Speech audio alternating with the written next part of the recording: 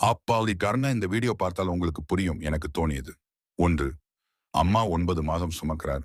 அப்பா 25 வருடங்கள் சுமக்கிறார். 2 பேரும் சமம். ஏன் அப்பா பின்னால் இருக்கிறார் என்று இன்னும் அன்பு மேன்மையாக காட்டப்படுகிறது. அப்பா ஏன் பின்னால் இருக்கிறார் என்று தெரியவில்லை. 2 பேருமே சமமான உழைப்பு. இன்னும் அப்பா ஏன் பின் தங்குகிறார் என்று தெரியவில்லை. அம்மா உனக்கு என்ன வேண்டுமானாலும் சமைப்பார். அப்பா உனக்கு என்ன வேண்டுமானாலும் வாங்கித் தருவார்.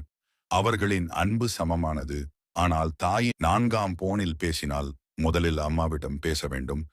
கஷ்டத்தில் இருக்கும் போது அம்மா என்று அழுவாள். உங்களுக்கு தேவைப்படும் போது மட்டுமே நீங்கள் அப்பாவை நினைவில் கொள்கிறீர்கள். ஆனால் மற்ற நேரங்களில் நீங்கள் அவரை நினைவில் கொள்ளவில்லை என்று அப்பா ஒருபோதும் வருத்தப்படவில்லையா?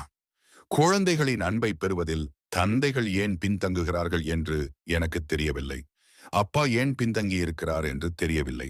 6வது அம்மாவுக்கு நிறைய தங்க ஆபரணங்கள் உள்ளன. ஆனால் தந்தைக்கு திருமணத்தின் போது கொடுக்கப்பட்ட ஒரே ஒரு மோதிரம் மட்டுமே உள்ளது. இன்னும் குறைந்த நகைகள் பற்றி அம்மா புகார் செய்யலாம் மற்றும் அப்பா இல்லை. அப்பா ஏன் பின்னால் இருக்கிறார் என்று இன்னும் தெரியவில்லை. அவர் ஏன் எப்போதும் பின்தங்குகிறார் என்று எனக்கு தெரியவில்லை. என்ன புடவை வாங்கி தாருங்கள். ஆனால் அப்பா புது உடை பற்றி யோசிக்கவே இல்லை. இருவருக்கும் சமமான அன்பு இருக்கிறது. அப்பா ஏன் பின்தங்குகிறார் என்று இன்னும் தெரியவில்லை.